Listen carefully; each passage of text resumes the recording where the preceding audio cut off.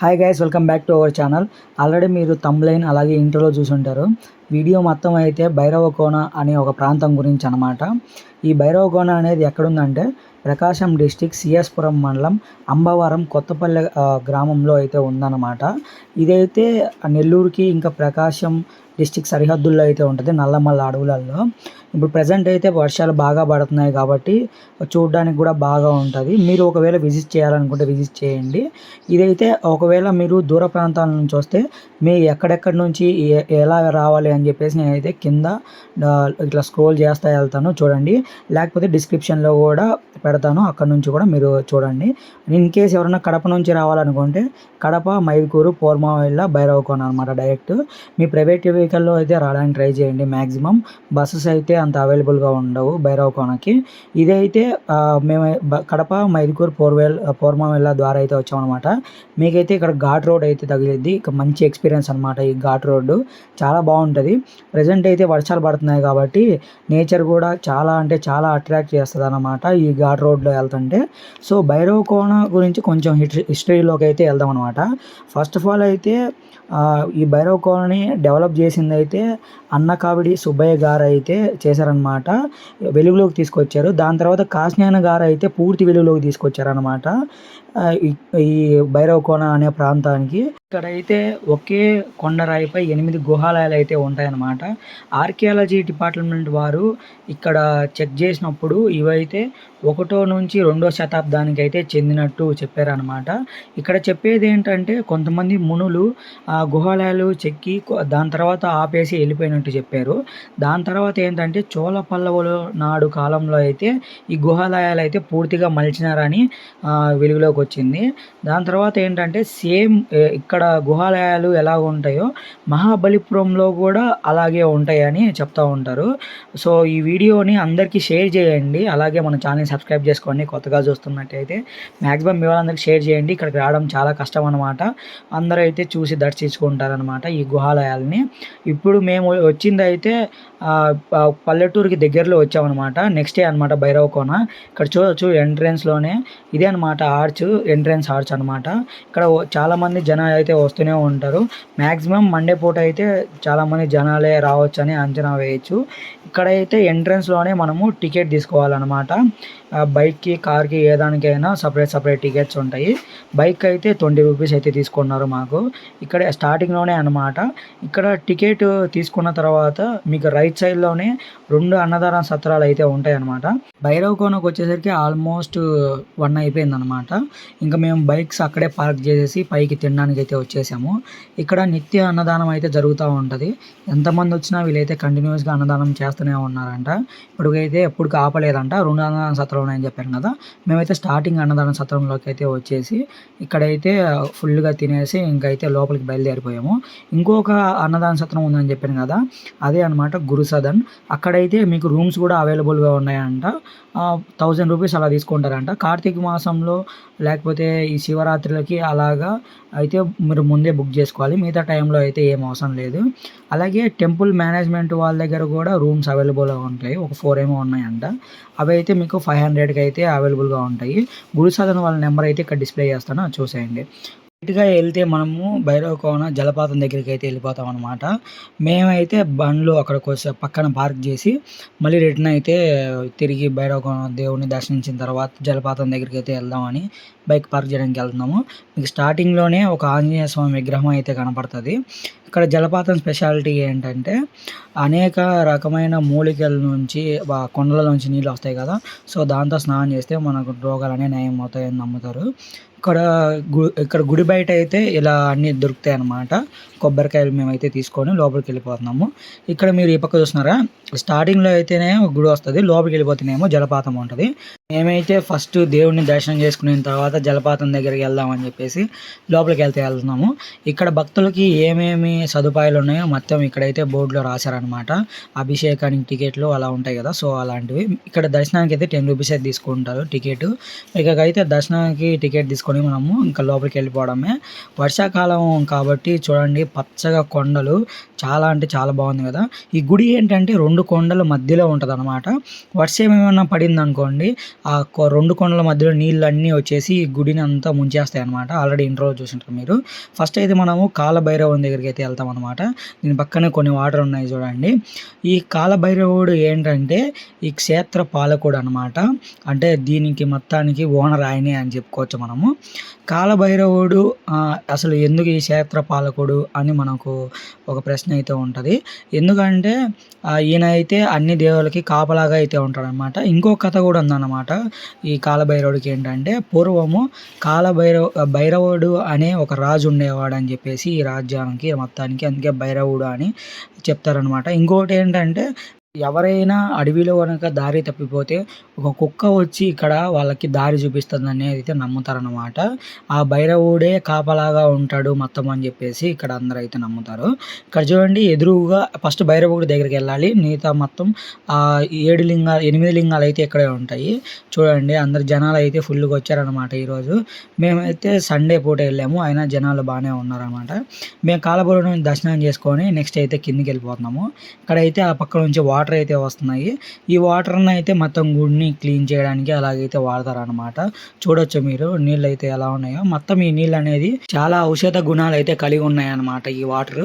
ఎందుకంటే వర్షం పడినప్పుడు ఎన్నో ఆకుల నుంచి అయితే రాలి ఈ నీళ్ళు అనేది కొండల ద్వారా ప్రవహించి ఇక్కడికైతే చేరుతాయి అన్నమాట. ఇప్పుడైతే మనము ఒక్కొక్కటి లింగం 8 లింగాలని దర్శించుకుంటా వెళ్దాము. ఫస్ట్ అయితే పక్షఘాత లింగం అనమాట. ఈ లింగానికి స్పెషాలిటీ ఏంటంటే ఈ లింగం కింద అయితే ఒక 10 ఫీట్ల గుంట అయితే ఉంటుందన్నమాట.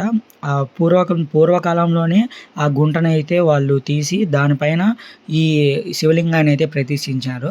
ప్రతి శివలింగం దగ్గర మనకైతే శృంగి అండ్ భృంగి, విష్ణువు, బ్రహ్మ, వినాయక, నంది ఇంకా మరియు చండీశ్వరుడు అయితే ఉంటారనమాట. సేమ్ ఇలా అయితే కైలాసంలో ఎలా ఉంటారో ఇక శివలింగం బయట అలాగే ఉంటారనమాట. నెక్స్ట్ మనం అయితే ఇంకొక లింగం దగ్గరికి వెళ్దాము. అష్టకాలత భైరవ అయితే లింగం అనమాట ఇది. ఈ లింగం ఏంటంటే సేమ్ మనకు భైరవుడి స్వామి ఎలా ఉంటారో సేమ్ అలాగే ఉంటుందన్నమాట ఈ లింగం కూడా.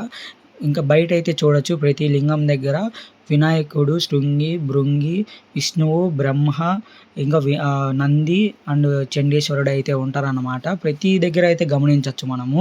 చూడొచ్చు శివలింగం ఎలా ఉందో. చాలా అంటే చాలా అద్భుతంగా ఉంది కదా. అక్కడ గమనించవచ్చు మీరు శివలింగం పైన అయితే మనకి కొన్ని డిజైన్లు అయితే కనబడతాయి. ఆ కాలంలోనే అంటే ఇక్కడ ఒక్కొక్క లింగానికి ఒక్కొక్క స్పెషాలిటీ అయితే ఉందన్నమాట. నెక్స్ట్ మనం అయితే అమ్మవారి దగ్గరికి అయితే వస్తాము. ఇక్కడ అమ్మవారి స్పెషాలిటీ ఏంటంటే మనకి పున్నమి నాడు ఆ అమ్మవారి నుదిటి మీద అయితే చంద్రుని కాంతి అయితే పడుతుందన్నమాట. ఇక్కడ వాటర్ ఫ్లో అవుతుంది కదా, ఆ వాటర్ ఫ్లోలో డైరెక్ట్గా చంద్రుడి కాంతి పడి అమ్మవారి నుదిటి మీద అయితే పడుతుంది. అమ్మవారికి అయితే ఇక్కడ 3 ముఖాలు అయితే ఉంటాయి అన్నమాట.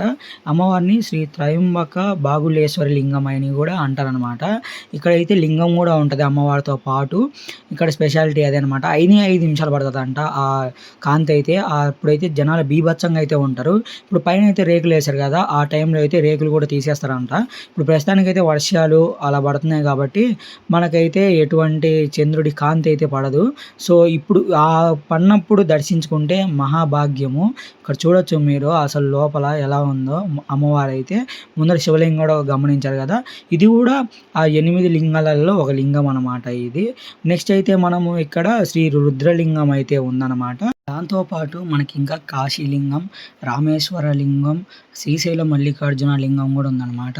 సేమ్ కాశీలో ఎలాగైతే ఉంటుందో లింగం అలాగే ఇక్కడ ఉంటుందంట. నెక్స్ట్ రామేశ్వరంలో ఎలాగైతే లింగం ఎర్రగా ఉంటుందో అలాగే ఉంటుందంట. ఇంకా నెక్స్ట్ మనకు వచ్చేసి శ్రీశైలంలో ఎలా ఉంటుందో అలాగే ఉంటుందంట లింగం కూడా ఇక్కడ. మనం శ్రీశైలం వెళ్ళిన ఒకటికే ఇక్కడికి వచ్చి దర్శనం చేసుకున్నాం ఒకటే అనమాట.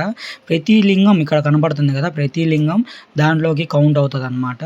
ఇక్కడ మొత్తము ఎన్ని లింగాలు ఉన్నాయంటే 1,000 లింగాలు 101 కోనేరులు, 108 శివలింగాలు అయితే ఉన్నాయన్నమాట ఇక్కడ. అవన్నీ మనం ఇప్పుడు చూడలేము కాబట్టి మనకు కనపడిన వరకు నేనైతే మొత్తం రికార్డ్ చేసి చూపిస్తున్నాను. మనమైతే చిట్ట చివరి లింగం దగ్గరికి అయితే వచ్చేసామన్నమాట. శ్రీ నగరేశ్వర లింగం అనమాట ఇది. ఇదేంటంటే ఈ కొండ రాయితోనే మిగతావన్నీ ప్రతిష్ఠించే లింగాలు. ఈ లింగం ఒకటి ఏంటంటే ఆ కొండలోంచి రాయి మలిచి మరి ఇక్కడ ప్రతిష్ఠించారంట. ఇప్పుడు మనమైతే టైం ల్యాబ్స్లో ఈ గుడిని అయితే చూద్దాము. ఈ ప్రకృతి అంతా వర్షాలు పడినప్పుడే బాగా అంటే బాగా ఉంటుంది. అయితే మనము అన్నపూర్ణాదేవి గుడి దగ్గరికి అయితే వెళ్దాము. ఇదైతే కొంచెం కొండపైన ఉంటుంది అనమాట. ఈ స్టెప్స్ ఎక్కి మనం పైకి అయితే వెళ్ళిపోదాము. అలాగే ఇక్కడ ఒక చెట్టు ఉంటుంది అనమాట. ఎప్పుడైతే బ్రహ్మంగారు సజీవ సమాధి అయినప్పుడు తన శిష్యుని పూల కోసము ఇక్కడికైతే పంపిస్తాడు. ఆ చెట్టు కూడా ఇంకా ఇప్పుడు ఇలాగే ఉంది. ఆ చెట్టు అయితే చాలా రేర్ అనమాట. ఎక్కడంటే అక్కడ కనపడదు. చాలా కొన్ని చెట్లు మాత్రమే ఉంటాయి. చూడొచ్చు ఇక్కడైతే బ్రహ్మంగారి విగ్రహాలు అయితే ప్రతిష్ఠించారనమాట. చూడొచ్చు మీరు బ్రహ్మంగారి గారిని. అలాగే ఇక్కడ ఆ అన్నపూర్ణాదేవి దగ్గర గుడి లోపల నుంచి సొరంగం నుంచి చాలా దారులకైతే మార్గాలు ఉన్నాయి అని చెప్పేసి చెప్పారు. అక్కడైతే ఇదే చూడండి ఆ చెట్టు అనమాట. అందరైతే ముక్కొని ముక్కులు కట్టినట్టున్నారు. అంత చెట్టు అంతా చూడండి ఎలా ఉందో. చాలా అంటే చాలా రేర్ అనమాట ఈ చెట్టు. ఇక్కడైతే వీడియోస్ తీయొద్దని చెప్పేసి అక్కడ బోర్డు అయితే రాశారు. మీకోసం అయితే ఈ వీడియో అయితే చేసి చూపిస్తున్నాను. ఆ గుహలో నుంచే చాలా క్షేత్రాలకైతే దారులు ఉన్నాయి అని చెప్పేసి చెప్పారు. ఇక్కడ చూడవచ్చు లోపల అమ్మవారు అయితే ఎలా ఉందో. మొత్తం అయితే ఇదో చూడండి ఇక్కడే లోపల ఫోటోలు వీడియోలు తీయరాదని అయితే చెప్పారు. నెక్స్ట్ అయితే ఇదే అనమాట టైం ల్యాప్స్ వీడియో కొంచెం చూసేయండి. నెక్స్ట్ మనం ఫైనల్గా అయితే ఇంకా వాటర్ ఫాల్స్ దగ్గరికి అయితే వెళ్ళిపోదాము. వెళ్తూ ఉంటే చూడండి నేచర్ అయితే ఎలాగుందో. ఇక్కడ ఏంటంటే వచ్చేదానికి ఒక దారి, వెళ్ళేదానికి ఒక దారి అయితే ఉందన్నమాట. అయితే రెండు కొండల మధ్యలో ఉంది కాబట్టి అయితే వి షేప్లో అయితే కట్టారు ఈ దారి అయితే. చూడండి చెట్లు అయితే ఎలా ఉన్నాయో. మీరు ఎప్పుడైనా ఫ్రీ టైంలో కొంచెం టూర్ ఎంజాయ్ చేయాలి, అడవిలో ప్రదేశాలకు వెళ్ళి ప్రశాంతంగా ఉండాలి అని చెప్తే ఇక్కడికైతే వచ్చేసేయండి. నేనైతే ఇది మంచిగా సజెస్ట్ చేస్తాను. అలాగే ఫుడ్ విషయానికి అయితే ఇక్కడ చెప్పాను కదా స్టార్టింగ్లోనే మనకైతే అన్నదానం ఫ్రీగా చేస్తారన్నమాట. ఇక్కడ చూడొచ్చు ఒక బావి అయితే ఉంది. చాలా పురాతనమైన బావి ఇది. ఎప్పుడో తవ్వారంట. చూడండి 1963లో అయితే తవ్వారని చెప్పేసి చెప్పారు. ఇక్కడ బోర్డు మీద అయితే రాసి ఉంది. లోపల వాటర్ అయితే క్రిస్టల్ క్లియర్గా అయితే ఉన్నాయన్నమాట. చాలా అంటే చాలా బాగున్నాయి. గమనించారా మీరు వాటర్ ఎలాగ ఉన్నాయో. నెక్స్ట్ మేమైతే ఇంకా వాటర్ ఫాల్స్ దగ్గరికి అయితే వెళ్ళిపోతున్నాము. ఈ వాటర్ ఫాల్స్ ఏంటంటే ఎప్పుడైతే బాగా వర్షాలు పడతాయో అప్పుడైతే చూడడానికి చాలా అంటే చాలా బాగుంటుంది. ఇప్పుడు మనం డైరెక్ట్ ఇంకా వాటర్ ఫాల్స్ దగ్గరికి వెళ్ళి అక్కడ వస్తువులు ఏమేమి ఉన్నాయో అవన్నీ డిస్కస్ చేద్దాము. డైరెక్ట్గా ఇంకా వాటర్ ఫాల్ దగ్గరికి అయితే వెళ్ళిపోదాము. ఇక్కడ మీకు స్టార్టింగ్లోనే లెఫ్ట్ సైడ్లో ఆడవాళ్ళకైతే మనకి ఇప్పుడు స్నానం చేసి డ్రెస్ చేంజింగ్ రూమ్స్ అయితే కూడా ఉన్నాయి ఇక్కడ అవైలబుల్గా.